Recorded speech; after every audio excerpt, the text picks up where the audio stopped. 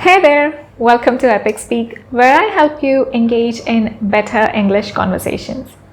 Today, we are going to talk about two commonly used phrases in English, get to and have to. These two little phrases can sometimes cause confusion, especially for non-native English speakers. But don't worry, as usual, I'm here to help you out.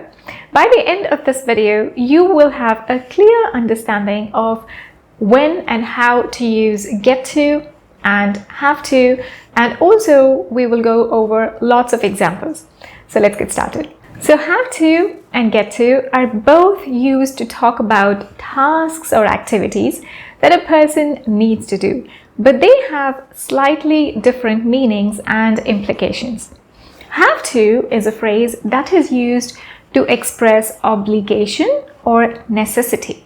It basically means that you must do something because it is required or expected of you, whether you want to do it or not. For example, if you have an important meeting at work tomorrow, you might say, I have to prepare my presentation tonight. In this case, have to means you are obligated to prepare your presentation because you need to be ready for the meeting. So if your friend invites you to a party today, you know that you have to be at work the next day. You might say, I would love to come to the party, but I have to wake up early for work. So whenever you need to express the idea of obligation or necessity, have to is a great phrase to use. Whereas get to is used to describe tasks or activities that a person is excited or grateful to do. When someone says that they get to do something, it means that they have the opportunity or privilege to do it. It often implies a sense of excitement or gratitude about being able to do the thing in question. They feel as if they've been given the chance to do the activity and it's a privilege and they're looking forward to it. So in general, the phrase get to emphasizes the positive aspect of being able to do something rather than focusing on any negative aspects or obligations. It's a great phrase to use when you want to convey enthusiasm or appreciation for an opportunity that has come your way. So let's take the example of a professional food critic. If he is excited about trying the food at various restaurants every day and reviewing them, he might say, I get to try out a new restaurant every day. But if he's a fan of home-cooked meals and he goes out to eat only because it is his job, he might say, I have to check out the food in a new restaurant every day. It is more of an obligation to him than a privilege, and he's not very excited about it. So for more examples, let's look at what a 20-year-old might say about things that he has to do and get to do.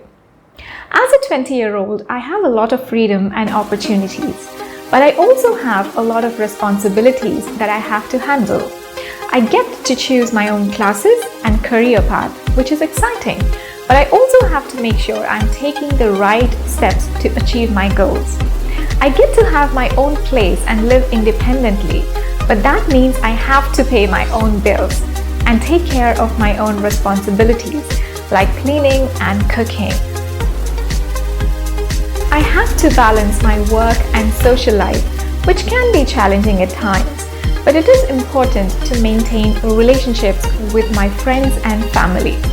I get to make my own decisions and choices, but I also have to deal with the consequences of those decisions. Overall, being 20 is a mix of excitement and responsibility, and I'm learning to navigate it all one step at a time. So here are some more examples using get to and have to. I have to go to work every day, even if I don't feel like it. I get to work on a new project with my team, which is exciting. I have to do my taxes this weekend. It is not a fun task. I get to visit my family this weekend, which is always enjoyable. I have to study for my exam tonight, even though I'd rather do something else. I get to join a study group with my classmates, which will help me prepare for the exam. I get to go on a trip to Paris next week.